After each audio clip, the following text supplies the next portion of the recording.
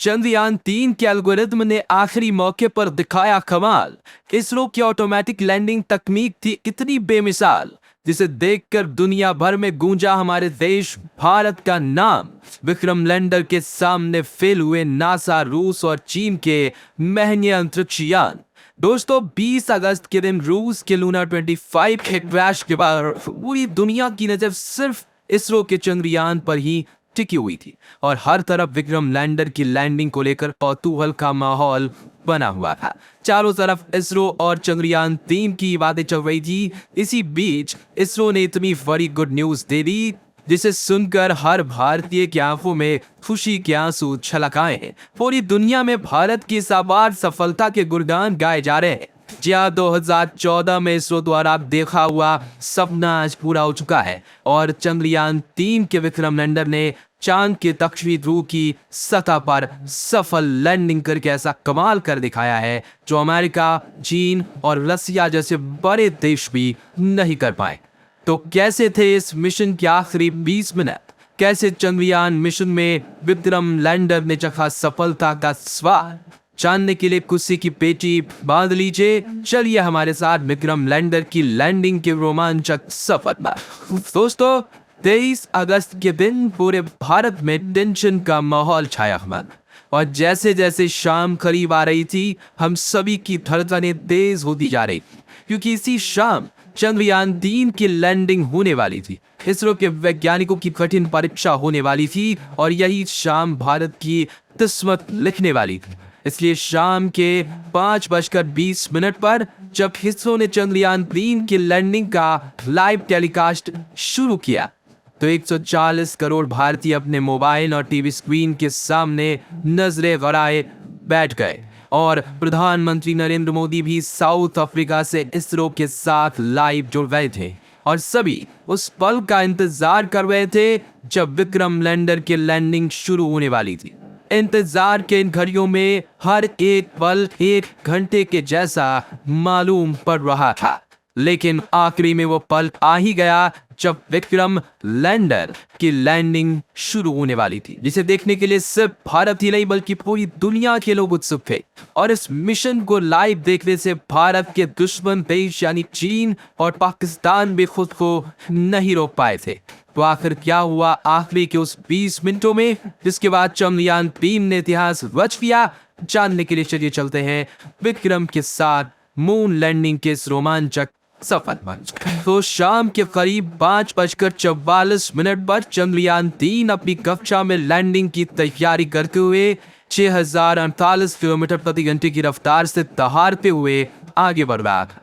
तभी इसरो के mission operation complex में बैठे चीफ एस सोमनाथ ने आखिरी बटन दबाया और इसके ALS यानी ऑटोमेटिक लैंडिंग सीक्वेंसेस को एक्टिवेट कर दिया। यानी कि अब विक्रम लैंडर अपने आप खुद को कंट्रोल करने वाला था और इसरो के वैज्ञानिक बैठकर बस इस खूबसूरत नजारे को निहारने वाले थे। तो इस कमांड के बाद विक्रम लैंडर ने तुरंत अपना कमाल दिखाना शुरू किया और अपनी ऑर्बिट छोड़ते हुए चांद की तरफ बढ़ने के पहले चरण की ओर निकल पड़ा। Rough breaking phase. दोस्तों, लैंडिंग के इस पहले पड़ाव में विक्रम लैंडर ने 30 किलोमीटर की ऊंचाई से चांद की सतह की तरफ बढ़ना शुरू किया और धीरे धीरे गोल चक्कर लगाते हुए ये नीचे उतरने लगा। इस दौरान शुरुआत में इसकी रफ्तार 6000 किलोमीटर प्रति घंटा थी, लेकिन इसके अपने चारों डिबूस्टर इंजन को ऑन करके विपरीत दिशा में दबाव देने से धीरे धीरे रफ्तार कम होने लगी।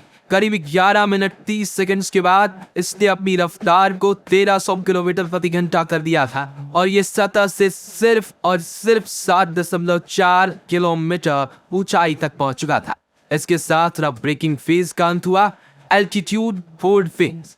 अपने लैंडिंग मिशन के इस पड़ाव में चंद्रयान 3 के विक्रम लैंडर ने 2 महत्वपूर्ण काम किए, जिसमें से पहला था लैंडिंग में सहायक कारा और लासा सेंसर्स को ऑन करना और दूसरा था चांद की सतह से अपनी ऊंचाई को कम करते हुए 6.8 किलोमीटर तक लाना। ये दोनों काम करने में इसे महज 10 सेकंड्स का समय लगा। Fine braking phase. दोस्तों, लैंडिंग का ये तीसरा पड़ाव चंद्रयान 3 की सफलता के लिए बेहद महत्वपूर्ण था, क्योंकि इसी चरण में पिछली बार चंद्रयान 2 का विक्रम लैंडर डगमगाया था और चांद की सतह पर गिरकर तबाह हो गया था। ऐसे में इसरो के इस मिशन ऑपरेशन कॉम्प्लेक्स में कौतूहल का माहौल बना हुआ था और मन में चल रही दुविधा के साथ अगले 3 मिनट निकालना वैज्ञानिकों के लिए काफी कठिन था। इसलिए लाइव टेलीकास्ट में भी सन्नाटा छाया हुआ था। लेकिन आपको ये जानकर खुशी होगी कि चंद्रयान 3 ने इस पड़ाव को चुटकियों में पार किया। जी हाँ, इस पड़ाव में चंद्रयान 3 के विक्रम लैंडर ने न सिर्फ अपनी पोजीशन को हॉरिजॉन्टल से वर्टिकल किया, बल्कि ऊंचाई को भी 6.7 किलोमीटर से 800 मीटर तक कर दिया।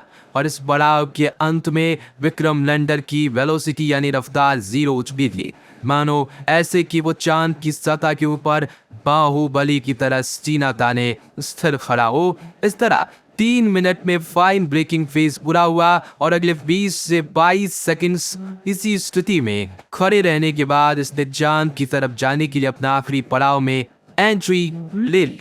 वर्टिकल डिसेंट 800 मीटर की ऊंचाई पर शुरू हुआ ये पड़ाव अब चांद की सतह को छूकर विजय पाने पर पूरा होने वाला था, जिसके लिए पूरे भारत में उत्सुकता का माहौल बना हुआ था। हर तरफ चंद्रयान 3 की सफलता के लिए प्रार्थना की जा रही थी। मिशन के इसी चरण में विक्रम लैंडर धीरे धीरे आगे बढ़ते हुए सतह से 150 मीटर की ऊंचाई पर पहुंचा और इसने अपने 4 में से 2 इंजन बंद कर दिए। इस दौरान इसकी रफ्तार फिर से 0 हो चुकी थी और ये फिर से 22 सेकंड के लिए चांद के पतले वातावरण में होवर करने लगा, यानी तैरने लगा। इसी बीच इसके अंदर लगे 11 कैमरास और 9 सेंसर्स लैंडिंग के लिए सही स्पॉट ढूंढ रहे थे। और आपको ये जानकर हैरानी होगी कि चंद्रयान 3 के ऑटोमेटिक लैंडिंग सीक्वेंसेस एल्गोरिथम और इसके सभी उपकरण ने साथ मिलकर रियल टाइम डेटा स्टडी करके सिर्फ 20 सेकंड्स में निर्णय ले लिया। और अगले 20 सेकंड्स में जैसे ही हमने पलकें झपकाई तो विक्रम लैंडर चंद्रमा की सतह पर सीना ताने खड़ा था।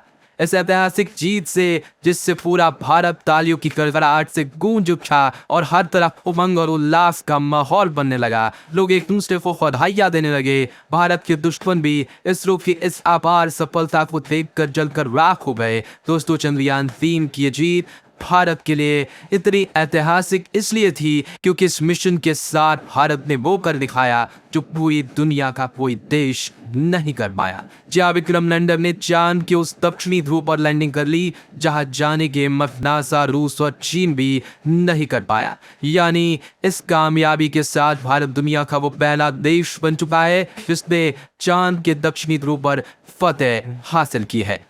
इतना ही नहीं दोस्तों, आपको ये जानकर गर्व होगा कि जहां नासा के अपोलो 11 मून मिशन का बजट 3000 करोड़ रुपए था, रूस के हाल ही में फेल हुए लूना 25 का बजट 1600 करोड़ रुपए था। वही चीन के चांद की मिशन का बजट भी 2000 करोड़ के पार था। इसरो ने वही काम सिर्फ 615 करोड़ में करके दिखाया है। इसलिए दुनिया भर की स्पेस एजेंसीज में इसरो के नाम की जय जयकार हो गई। वही अमेरिका, रूस और यूरोप जैसी स्पेस एजेंसी जो शुरुआती दिनों में इसरो की तरफ देखती तक नहीं थी, वो सभी स्पेस एजेंसीज आज इसरो के साथ स्पेस मिशन करने के लिए लाइन लगाकर खड़ी हैं। सोचिए, इससे बड़ी गर्व की बात आप फिर क्या हो सकती है। साथ ही चंद्रयान 3 मिशन की सफलता को देखकर साउथ अफ्रीका में बैठे प्राइम मिनिस्टर नरेंद्र मोदी भी खुशी से गदगद हो गए थे और उन्होंने अपने भाषण में इसरो के वैज्ञानिकों की जमकर प्रशंसा भी की। साथ ही उन्होंने इसरो के वैज्ञानिकों को बधाई देते हुए कहा कि आज के दिन हर भारतीय अपने घर में उत्सव मना रहा है क्योंकि भारत अब चंद्रमा पर है। दोस्तों, अगर आपको चंद्रयान 3 का ये रोमांचक सफर पसंद आया और आपको भी इसरो पर गर्व है तो कमेंट में आप लिखिए आई लव इसरो, जरूर ये लिख डालिए। और अगर आप शुरुआत से चंद्रयान 3 मिशन को सपोर्ट करते हैं तो इस वीडियो को लाइक और शेयर जरूर कीजिए। साथ ही चंद्रयान 3 मिशन से जुड़े लेटेस्ट अपडेट्स के लिए हमारे चैनल को सब्सक्राइब करके पास वाली घंटी जरूर बजा दीजिए। धन्यवाद। जय हिंद, जय भारत।